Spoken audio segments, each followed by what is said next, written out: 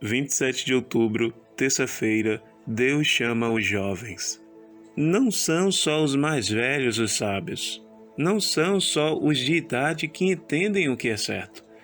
Jó capítulo 32, verso 9. Essas palavras foram ditas por um jovem chamado Eliú. Ele era um daqueles amigos de Jó que foram oferecer conforto durante a tragédia que o atingiu. Ele foi o último a falar, exatamente por ser o mais jovem.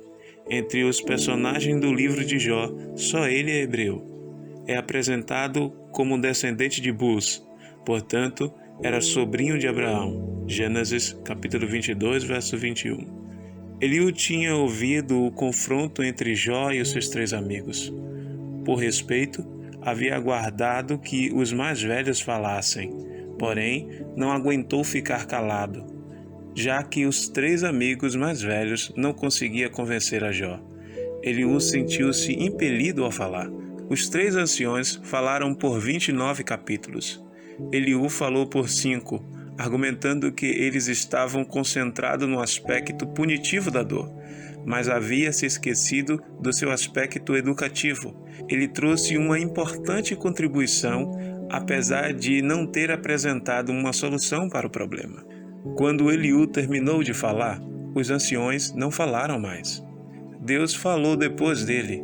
O Senhor pediu aos 3 amigos para que oferecessem sacrifícios de arrependimento pelo mal que havia cometido ao falar com Jó, mas não pediu isso a Eliú. Os argumentos de Eliú foram: a sabedoria vem de Deus, idade e velhice não são necessariamente sinônimo de sabedoria. O Espírito do Senhor usa tanto idosos quanto jovens. Você sabia que a maioria dos pioneiros adventistas era composta de jovens? No ano do grande desapontamento, Tiago White tinha 23 anos. John Andrews, 17 anos. John Lockwood, 16. Era conhecido como pregador Ten. E Uri Smith, 21. E Deus não cometeu erro algum quando chamou uma adolescente para ser sua mensageira.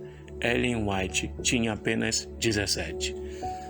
O Espírito do Senhor que trabalhou entre os jovens no passado é o mesmo hoje.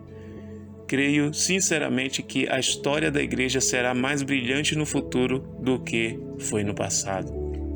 O melhor da história de nossa igreja não está no passado, está no amanhã. É o que diz a profecia de Joel, capítulo 2. Jovens cheios de poder e de sonhos farão muito mais do que as gerações passadas. Espero ver isso acontecendo. Meditação jovem inegociável.